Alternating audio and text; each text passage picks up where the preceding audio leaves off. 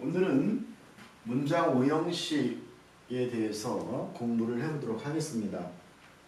지금까지 계속 이야기를 나눴던 것처럼 문장 오형식이라고 하는 것은 영국에 있는 어떤 한 학자가 그 술부 5가지 형태다라고 하는 말을 우리말로 이렇게 번역을 했다라고 하는 말을, 그래서 우리나라의 주요 아주 주류를 이루고 있는 어떤 영어를 하는 방법론이다라고 보면 되겠습니다. 방법론. 무슨 얘기냐면은 이렇게 하면 영어가 된다라고 말하는 방법론이다 이런 거죠. 그래서 이 찰스 오니언즈라고 하는 사람이 바로 주창한 방법론입니다. 그래서 이제 그 눈이 쓴 책에서는 어떻게 표현되어 있냐면 The Five Forms of the Predicate 이렇게 쓰고 있습니다. 그래서 술부의 5가지 형태 이렇게 되어 있습니다. 그러면 이제 이 술부라고 하는 게 뭔가를 설명하기에 앞서 이전에도 말했지만 이 문장 오형식이 우리나라의 주류를 이루고 있는 방법론이다라고 하는 말이 무슨 얘기냐면은 이 방법론이라고 하는 것은 우리 문법이라고 하는 부분을 크게 2가지로 나눠 볼 수가 있을 것 같아요. 하나는 뭐냐면 변하지 않는, 변함이 없는 늘상 똑같은,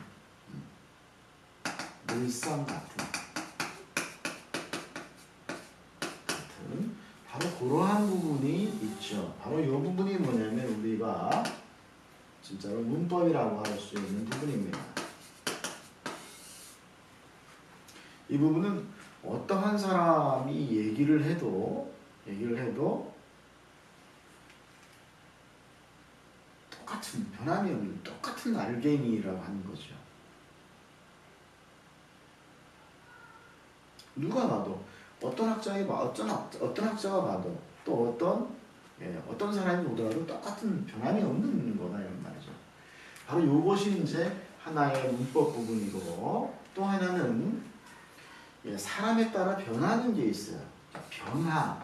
변함이 있어요. 뭐에 따라서요? 사람에 따라서. 그래서 지금 요 사람에 따라서 변하는 요것을 우리는 바로 방법론이다라고 말할 수 있다는 말이죠. 방법론. 물론 당연히 이 론이라고 하는 이것도 바로 여기 나오는 법이라고 하는 말과 마찬가지로 문법입니다.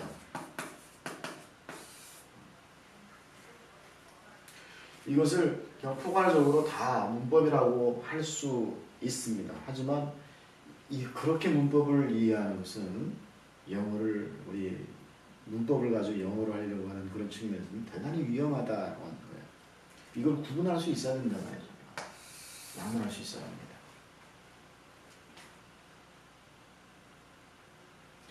자, 그런 면에서 보면 지금 늘상 변함이 없는, 항상 똑같은 이 부분에 대해서는, 그죠? 어떤 사람이 봐도 똑같은 부분이니까 이것이 뭔지에 대해서 분명히 알 필요가 있고, 또한 여기 밑에 사람마다 다른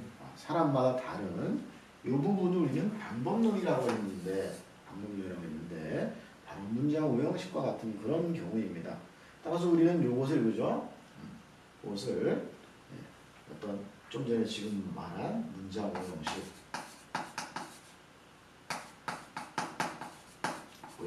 이러한 부분은, 그 다음에 우리 저번에 살펴본 키트리츠와 팔 교수의 그 문법책에 나오는 이런 것도 바로 방법론이죠, 그죠? 그리고 또 그 외에도 수도 없이 많은 사람들이 방법론을 이야기하고 있는 거죠. 바로 이 부분을 나누어서 볼 수 있어야 된다.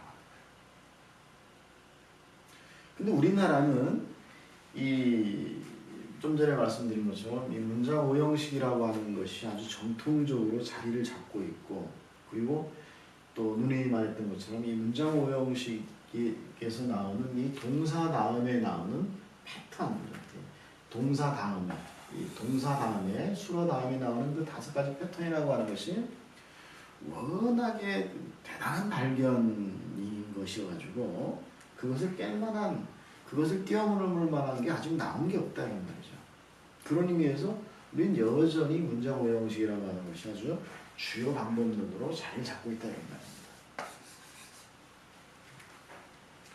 그런데 우리가 이 문장 오형식이라고 하는 것이 주요 방법론으로 자리를 잡고 있는데 오직 그것만 고집한다라고 하는 것은 대단히 또 위험한 사고다, 그렇죠? 그래서 우리는 어떤 사람이 어떠한 주장을 표고 있고 또 이 어떤 이 수어라고 하는 수어라고 합니다. 수어에 대해서, 다시 말하면 이 동사의 종류에 대해서 어떻게 이야기를 하고 있는지 이런 것에 대해서 잘 살펴보는 게 대단히 중요하다, 그죠? 그럼으로써 어떻게 되는 거예요? 영어라고 하는 것의 문장의 구조라고 하는 그 부분을 더 잘 이해할 수 있겠다라는 거죠.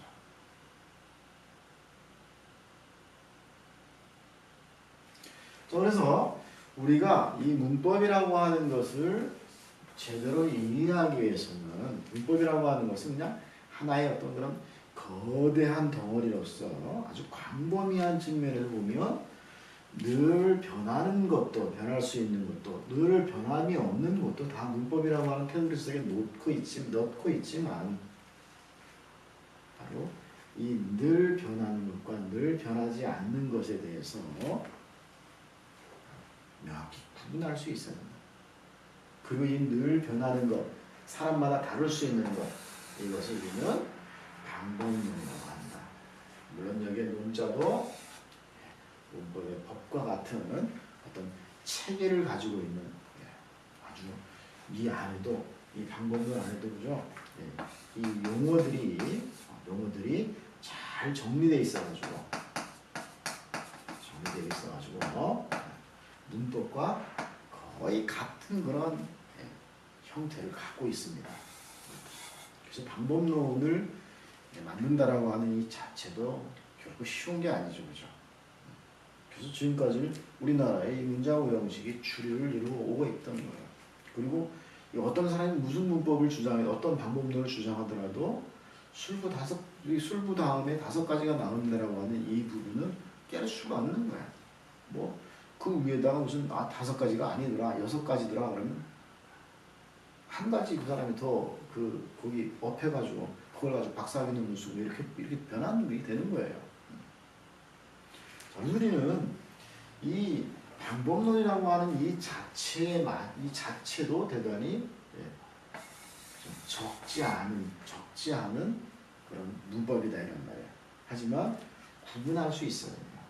늘상 변함이 없는 그런 부분은 뭐예요? 팔품사가 지배하는 부분이죠. 팔품사가 보입니다.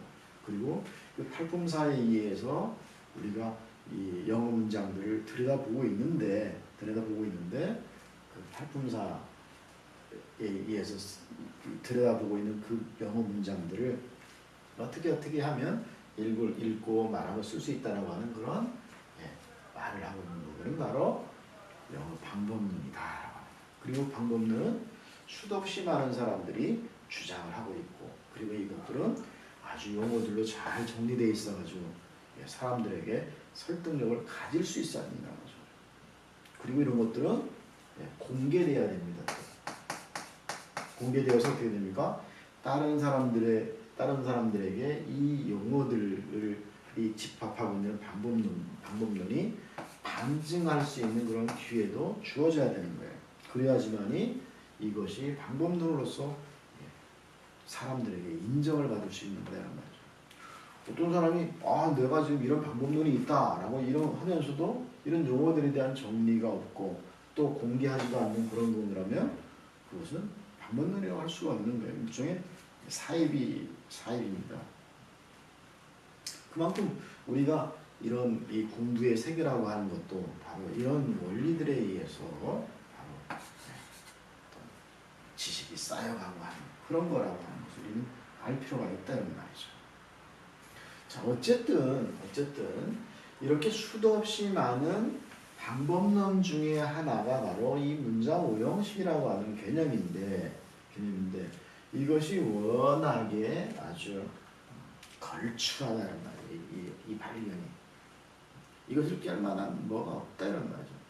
이게 몇 년도에 나온 거냐면 이게 1904년도에 나온 그 책에 들어있는 내용입니다. 지금부터 100년도 넘은 얘기죠, 그죠? 근데 100년이 넘어도 이거의 그 가치라고 하는 것은 아주 영롱하게 빛나고 있는 거예요. 이거 좀, 영어 속에 들어가 있는 패턴 5가지는 영원히 영어가 생존하고 있는 한은 바뀔 수 없는 그런 패턴이다, 이런 말이죠. 그래서 그 패턴에 대해서 한번 우리가 무엇 때문에 그렇게 이 문장 오형식에 대한 이 신드롬이 일종의 거죠. 이게 우리의 영어를 지배하고 있는지, 그죠? 그리고 어떤 사람들은 문장 오형식이 세계에서 우리나라하고 일본밖에 없습니다. 그런 표현을 쓰는데 이것은 너무 연구에서 나온 것이고, 이 교재, 그러니까 책도 한번 쓰여진 거 이렇게 그냥 사장된 책이 아니고 수십 회에 걸쳐서 계속 중판되고 있는 아주 사람들에게 많이 읽혀지는 그런 책들 중에 하나라고 합니다. 그리고 이 영어는 또 우리나라 말하고 틀려가지고 미국이나 영국 안에서도 이 문맹이 너무한 편이에요. 문맹. 미국의 교육부의 그 초등학교 사이트 들어가면 제일 문제가 이게 일리터럴이라고 하는 거죠. 그러니까 글을 읽지 못하는 문제를 어떻게 해결할 거나 이게 가장 큰 문제 중에 하나라는 거예요. 바로 이런 것들을 해결하려고 하는 이제 그런 측면에서 나온 그런 거라고 하는 속설도 들은 적이 있습니다. 어쨌거나 이 문장 오형식이라고 하는 것이 도대체 어떤 성질을 가지고 있길래 이렇게 사람들이 여기에 열광하고 있냐라고 하는 거죠. 근데 문장 오형식은 정말로 이 공부를 하는 사람이라면 학문이죠. 학문은 무슨 말하면 우리가 어떤 이 글을 읽는데 시간의 구애가 좀 덜한 시험용이 아닌 그런 때라 아주 빛을 발합니다.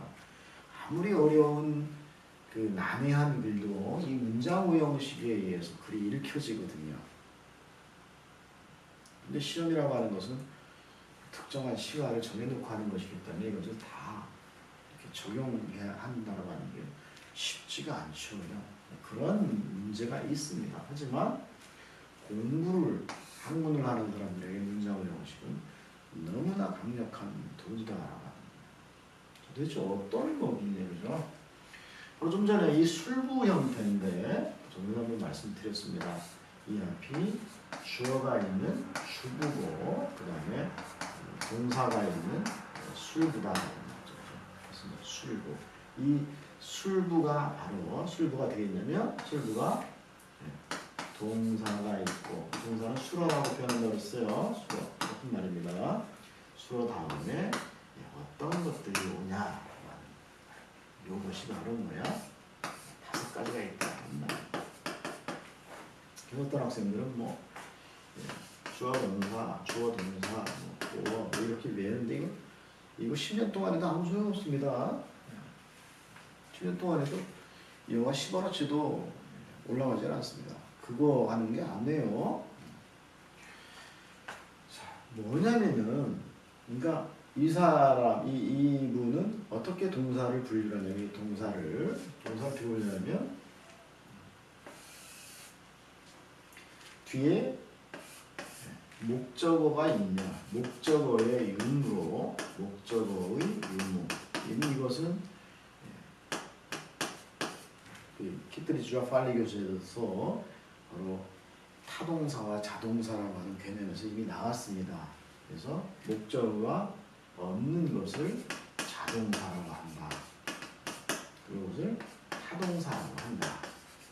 목적어가 있는 부분을 목적어가 있고 목적어가 없습니다. 그래서 자동사와 타동사로 나누고, 이 자동사 중에서도 자동사라고 하는 이 말 자체도 되게 그죠. 이게 이제 intransitive라고 하는 말을 번역한 것인데, 바로 이 동사는 항상 주어라고 하는 것을 떼놓고는 설명할 수가 없는 거예요. 그래서 이 주어가 스스로 동작한다 이런 말이에요. 주어가. 이 타동사는 뭐야? 타자가 남타자잖아요, 그죠? 이건 뭐냐면 이 주어가 다른 무언가를 동작시킨다라고 하는 그런 의미를 담고 있습니다. 말 번역에. 그래서 이제 자동사 안에도 주어가 동작을 스스로 하긴 하는데, 지가 동작을 하는데, 완전한 게 있고 불완전한 게 있더라는 거예요. 완전한 게 있고 불완전한 게 있다. 그래서 이 불완전한 이 부분을 뭔가로 보충해 줘야 그렇게 필요한데, 그죠? 그 보충해 주는 것이 뭐냐면 바로 보어라 이런 말이에요. 보어라는 말이 사실 엄청나게 어려운 말입니다. 이 키트리지가 말하는 서술 주격이라는 말, 주격 또는 서술 목적격이라는 말이 훨씬 더 쉬운 말입니다. 자, 이 지금 얘기는 보어의 의무로 그죠? 그래서 얘는 보어가 없다 이런 말이에요. 얘는 보어가 있다 이런 말이에요. 그래서 이 보어라는 말이 뭐야? 이게 서술 주격이니까, 이게 주격이니까 뭐야? 바로 여기에 나오는 지금 요 단어 뭔가 지금 보충해주는 보어가 없는 거죠, 그죠? 이게 바로 이것이 뭐냐면 주어를 이야기하고 있는 거다라는 게 바로 서술 주격의 개념이다라는 말이에요. 그래서 보어의 유무를 가지고 이렇게 바로 완전, 불완전 이렇게 자동사 두 개를 나눴습니다. 타동사도 완전한 타동사가 있다. 무슨 얘기예요? 이거는 완전한 건 그냥 목적어 하나만 있고 끝나는 거죠, 그죠? 그리고 이것을 있는 불완전한 타동사도 있다. 불완전한 타동사가 있다. 그래서 이 불완전 타동사를 우리는 뒤에 뭐가 보충해줘야 되는 거, 불완전한 것을 바로 보어가 보충해줘야 돼요. 얘는 없어지는 경우죠. 그리고 이걸 갖다 우리는 어떻게 해요? 바로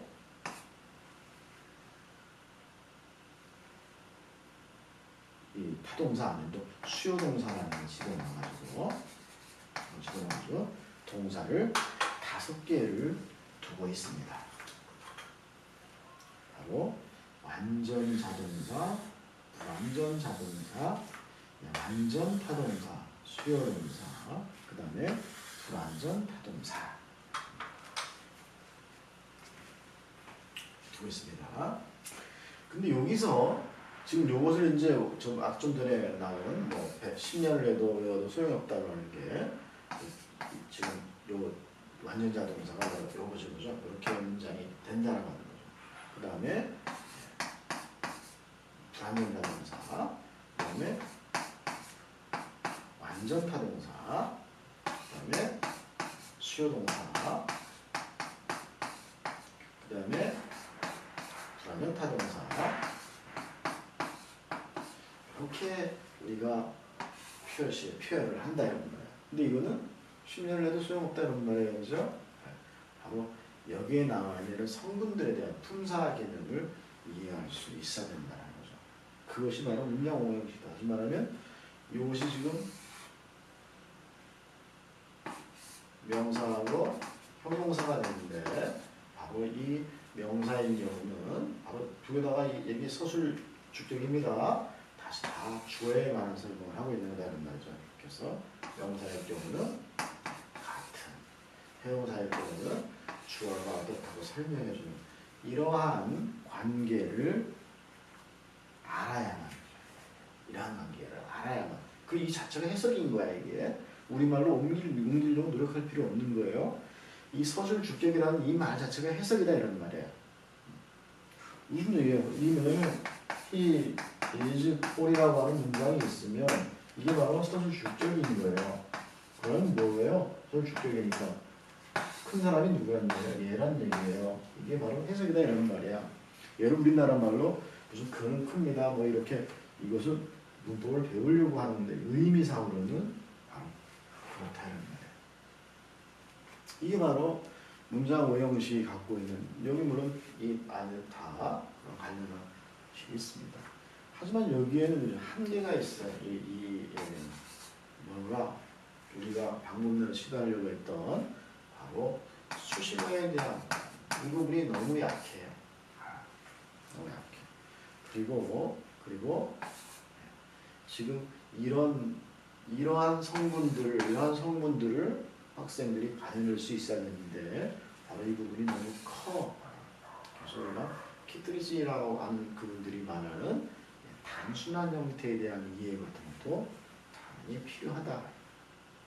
그래서 그러한 부분들을 우리가 보완하고 해서 우리의 방법론을 만들려고 했는데 아직도 그 용어가 너무 좀 그렇습니다. 동사 끝내기, 소식어 끝내기. 좀 좋은 용어가 있으면 바꿔보고 싶은 그런 욕심도 있습니다. 그렇다고 이 방법론하고 크게 다르지 않다는 건 분명히 말씀드렸습니다. 그래서 우리가 이렇게 문장 오형식이라고 하는 것을 이해할 수 있다는 말이에요. 이 부분에 대한 것은 이제 더 보충을 하고 보완을 해야 됩니다. 이제 더 설명이 더 장을 나눠서 해야 됩니다. 그래서 이러한 것을 나타내는 그런 것이 바로 이 찰스 오겐지의 영어 방법론이다. 이런 것들은 수도 없이 많은 방법론 중에 하나다라고 하는 것을 명확히 이해하고 그리고 워낙에 강력해서 얘기해요. 바로 이러한 요것을 잘 이해하면 우리가 시험 문제를 너무나 잘 맞추는 게 용이하기 때문에 바로 시험용으로도 많이 활용되고 있는 부분이다. 그래서 이런 것들을 그냥 외우는 것은 아무런 의미가 없다. 이러한 것에 대한 기초 이해가 필요하고 그것을 우리의 실제 해석과 연결시키는 그러한 것이 필요하다라고 하는 겁니다. 오늘은 이걸 마치고 또 다음 시간에 보충을 이렇게 하도록 하겠습니다.